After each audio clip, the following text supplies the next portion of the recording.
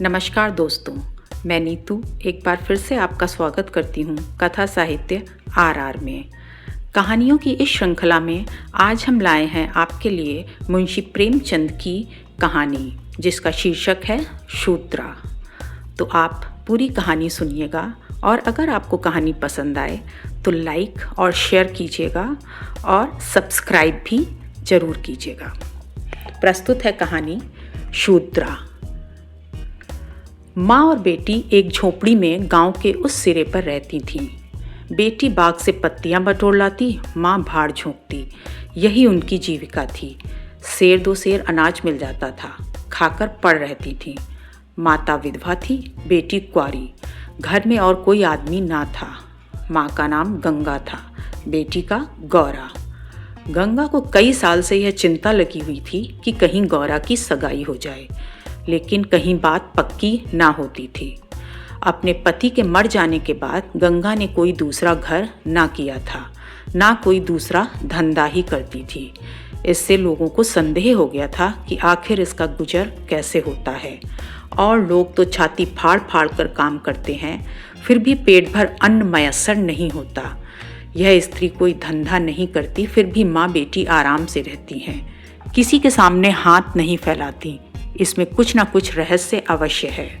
धीरे धीरे यह संदेह और भी दृढ़ हो गया और अब तक जीवित था। बिरादरी में कोई गौरा से सगाई करने पर राजी ना होता था। शूद्रों की बिरादरी बहुत छोटी होती है, 10-5 कोस से अधिक उसका क्षेत्र नहीं होता। इसीलिए एक दूसरे के गुण दोष किसी से छिपे नहीं रहते, उन पर पर्दा ही डाला जा सकता है। इस भ्रांति को शांत करने के लिए माँ ने बेटी के साथ कई तीर्थ यात्राएं की। उड़ीसा तक हो आई, लेकिन संदेह ना मिटा। गौरा युवती थी, सुंदरी थी, पर उसे कभी किसी ने कुएं पर या खेतों में हंसते बोलते नहीं देखा। उसकी निगाह कभी ऊपर उठती ही ना थी।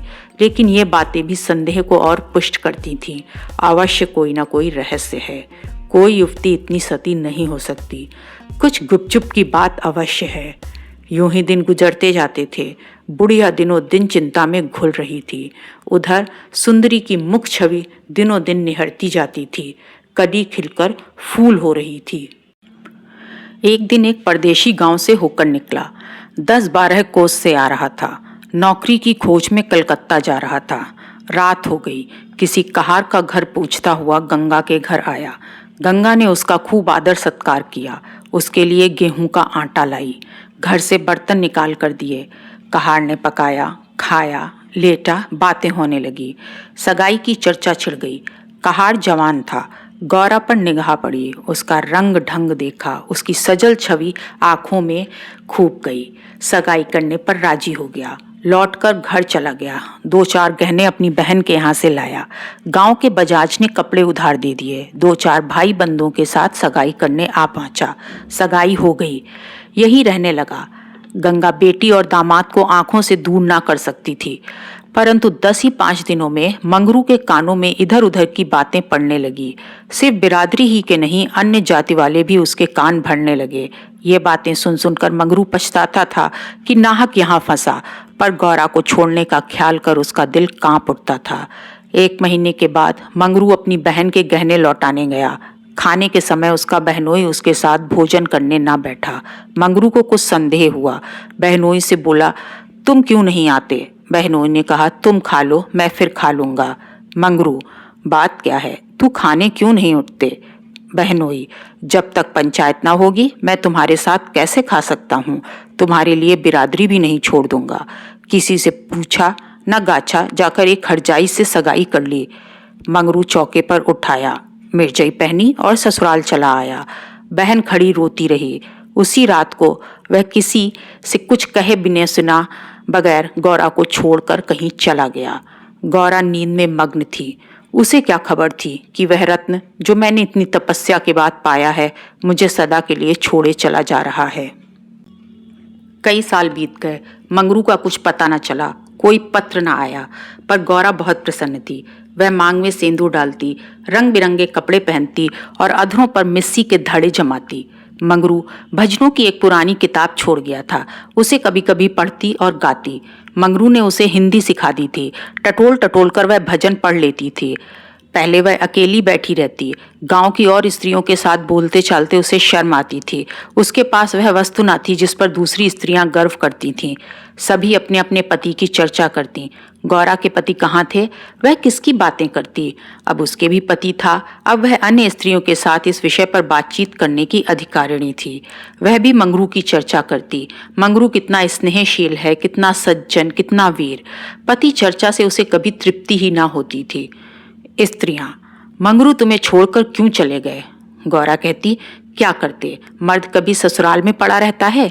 देश परदेश में निकलकर 4 पैसे कमाना ही तो मर्दों का काम है, नहीं तो मान मर्यादा का निर्वाह कैसे हो? जब कोई पूछता चिट्ठी पत्री क्यों नहीं भेजते, तो हंसकर कहती, अपना पता ठिकाना बताने में डरते हैं, जानते हैं ना गौरा आकर सिर पर सवार हो जाएगी। सच कहती हूँ, उनका पता ठिकाना मालूम हो जाए तो यहाँ मुझसे एक दिन भी ना रहा जाए।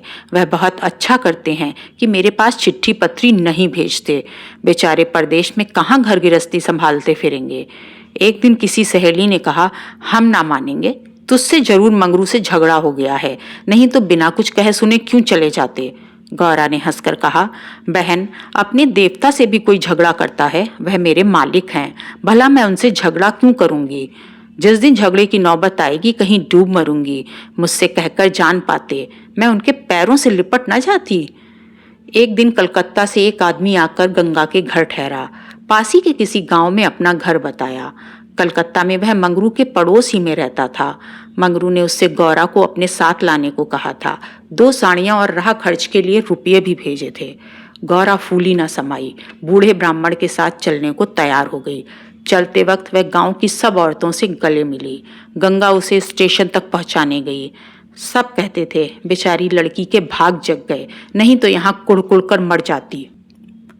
रास्ते पर गौरा सोचती, ना जाने वह कैसे हो गए होंगे, अब तो मूछें अच्छी तरह निकल आई होंगी।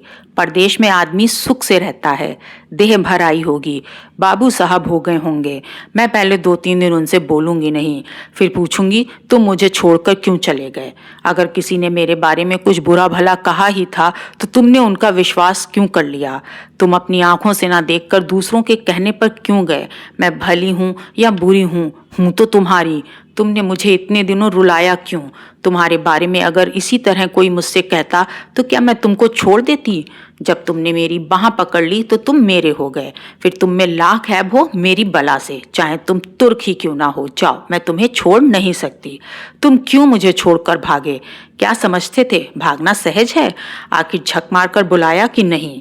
कैसे ना बुलाते? मैंने तो तुम्हारे ऊपर दया की कि चली आई, नहीं तो कह देती कि मैं ऐसे निर्दयी के पास नहीं जाती, तो तुम अपने आप दौड़े आते।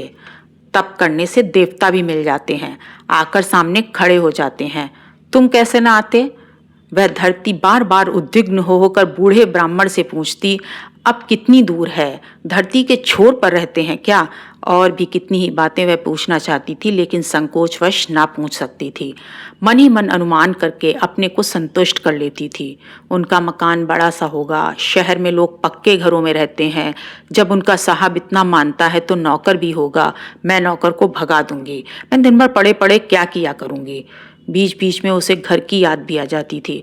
बेचारी अम्मा रोती होंगी, अब उन्हें घर का सारा काम आप ही करना पड़ेगा। ना जाने बकरियों को चराने ले जाती हैं या नहीं। बेचारी दिन भर में करती होंगी। मैं अपनी बकरियों के लिए महीने महीने रुपये भेजूंगी। जब कलकत्ता से लौटूंगी तब सबके लिए साड़ियाँ लाऊंगी। तब मैं इस तरह थोड़े लौटूंगी, मेरे साथ बहुत सा असबाब होगा। सबके लिए कोई ना कोई सौगात लाऊंगी। तब तक तो बहुत सी बकरियां हो जाएंगी।